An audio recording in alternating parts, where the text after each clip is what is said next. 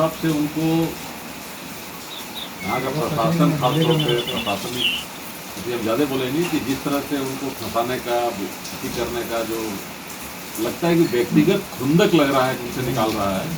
और इसका ताज़ा उदाहरण अभी हमारी कीर्ति सिंह से थोड़ा 1-2 घंटा पहले बात हुई थी, जो वकील है, उन्होंने कहा कि ऐसे केस जिसका कोई अस्तित्व नहीं है इस दुनिया में, ऐसे केस का GR नंबर डाल के और उनको नोटिस किया गया है। जबकि कोर्ट का सम्मन का नियम होता है कि सम्मन डायरेक्ट कोर्ट का आता है, कोर्ट से निकलता है, और कोर्ट का जो अर्दली होता है वो सम्मन डायरेक्ट पहुंचाता है।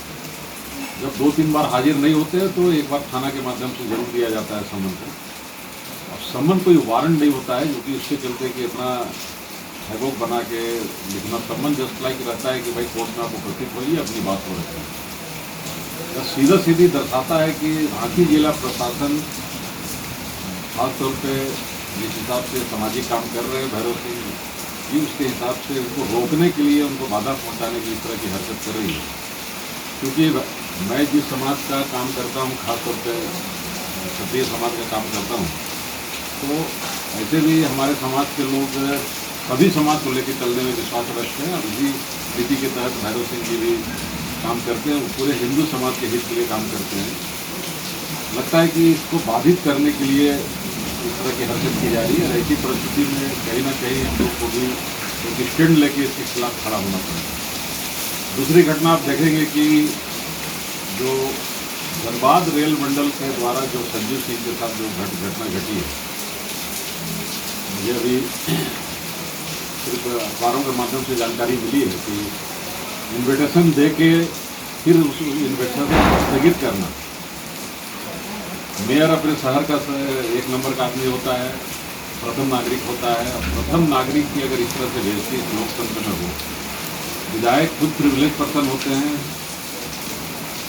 मैं तो कोशिश करूंगा कि रेलवे मंडल के अधिकारी के ऊपर प्रिविलेज लावे राजनीति, और जिसका जवाब उनको देना पड़ेगा कि किस परिस्थिति में निमंत्रण देकर निमंत्रण को वापस लिया गया।